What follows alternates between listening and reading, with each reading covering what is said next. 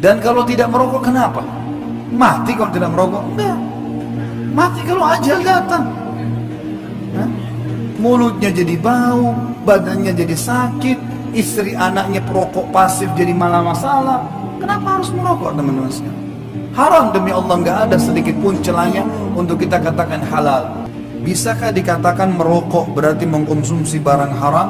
Ya, bukan cuma bisa, memang haram.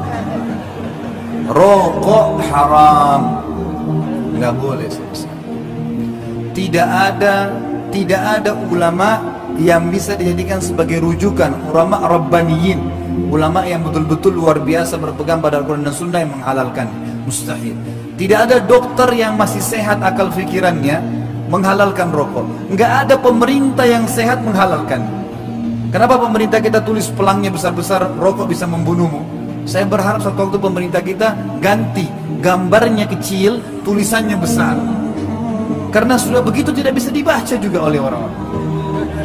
Dikasih foto lehernya orang yang luka bakar, enggak, tetap juga dilakukan. Haram semua. Ini sama dengan narkotika, sama, cuma dilegalkan. Haram, teman-teman. Enggak boleh sama sekali. Dan kalau tidak merokok kenapa? Mati kalau tidak merokok? Enggak. Mati kalau ajal datang. Mulutnya jadi bau, badannya jadi sakit, istri anaknya perokok pasif jadi malah masalah. Kenapa harus merokok, teman-teman sekalian? Haram demi Allah, nggak ada sedikit pun celahnya untuk kita katakan halal. Kalau anda berkata, dari mana dalilnya Ustaz haram rokok tidak ada di zaman Nabi SAW? Baik, saya akan jawab dengan kisah seorang syekh di Saudi. Ada seorang guru SD, dia merokok. Lalu datang kepada seorang syekh, dia bilang, "Syekh, dari mana anda mengatakan rokok haram sementara tidak ada di zaman Nabi SAW?" Beliau mengatakan, ada firman Allah, Allah menghalalkan yang baik-baik, Allah haramkan yang buruk-buruk. Masuk rokok di dalamnya. Kata guru ini apa? Tapi saya tidak lihat rokok itu buruk. Bagi saya rokok itu bagus. Saya merokok, saya merasa nyaman, saya tidak sakit dan seterusnya. Apa kata syekhnya? Kalau kau tidak anggap rokok itu buruk, saya sarankan sekarang kamu beli rokok yang banyak, bagi-bagi kasih istri sama anakmu. Pulang ke rumah, suruh mereka merokok semuanya. Apa jiwamu mau nerima itu? Karena dia guru mungkin jadi faham. Dia keluarin rokoknya, dipatahin sama dia. Sekarang saya tahu kenapa haram. Artinya kalau baik tidak mungkin. Kalau begitu bayi kita kasih rokok sekalian. Nggak boleh, haram. Nggak bisa. Jadi celahnya sudah jelas gitu ya. Dan ulama mengambil sebuah kaidah dalam masalah pengharaman khamar. Allah haramkan khamar dalam Al-Quran diceritakan, a'udzubillahi minasyaitonirrajim. Yas'alunaka 'anil khamri wal maisir qul fihima ithmun kabir wa manafi'u linnas wa ithmuhuma akbar min naf'ihima. Al-ayat. Ditanyakan kepadamu hai Muhammad tentang khamar. Khamar ini definisinya kullu ma yukhammirul aql, semua yang bisa membuat akal seseorang keluar dari normalnya, lebih percaya diri atau lupa diri. Masuk di dalamnya cairan dan selain cairan. Bisa narkotika, bisa rokok, bisa khamar, cair, bisa semuanya masuk. Apapun, kapsul, semuanya sama. Selama dia mengganggu normalnya akal manusia. Masuk dalamnya ketagihan. Maka Allah mengatakan, ditanyakan kepada Muhammad tentang masalah khamar dan judi. Katakan, pada keduanya ada manfaat buat orang. Apa manfaatnya buat orang? Khamar dan judi, hiburan. Orang kalau minum khamar badannya jadi hangat, gitu kan?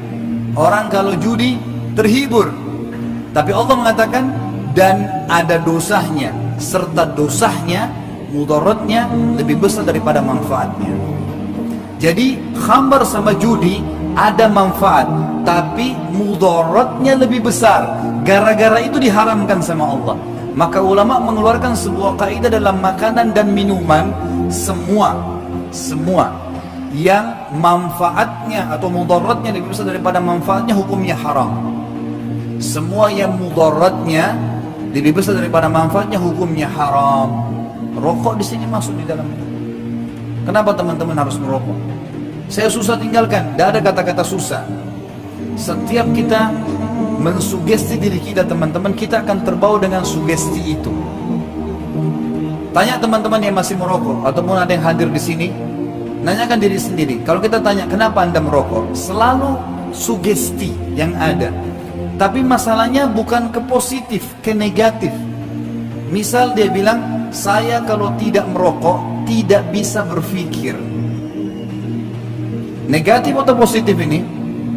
Negatif. Artinya dia gantung, dia bisa berpikir kalau merokok. Kalau tidak merokok nggak bisa berpikir. Saya kalau tidak merokok tidak percaya diri. Saya tidak bisa punya ide. Saya dan seterusnya. Makanya negatif. Ini dia mengurung dirinya di bingkai kehidupan yang dia buat sendiri. Sama dengan orang bilang, saya kalau tidak minum kopi pagi hari kepala saya pusing. Pusing bener kalau nggak ada kopi. Kalau ada kopi, ada susu, ada air putih, minum saja bismillah selama halal. Kenapa harus kurung? Saya kalau tidak tidur di rumah saya nggak bisa tidur. Ini kebodohan. Di rumah nenek, di rumah kakek, di rumah teman, di masjid tidur saja. Hah? Kenapa harus begitu? Saya kalau tidak makan di rumah saya nggak bisa makan. Nggak bisa betul nelan nanti. Karena mindset dia, alam otak bawah sadarnya merekam itu. Gitu kan? Saya kalau tidak menikah sama orang ini saya bisa mati. Mati benar nanti. Dia nggak mau, sudah, nggak usah. Ya, masih banyak manusia lain. Gitu kan? Jadi jangan kurun diri kita di situ. Sama dengan teman-teman merokok ini. Gitu kan? Saya bisa tinggalkan. Saya bisa menghafal. Saya kuat untuk bekerja. Saya bisa sukses. Selalu positif. Jangan bilang, oh saya sudah tua nggak bisa hafal. Nah, sahabat-sahabat umur 60 tahun masuk Islam bisa hafal 30 juz Al-Quran kok. Sugestinya. Amr bin Jamuh radhiyallahu anhu, sahabat Nabi, kakinya pincang, sudah tua, pegang pedang itu gemetar, ikut jihad, berperang.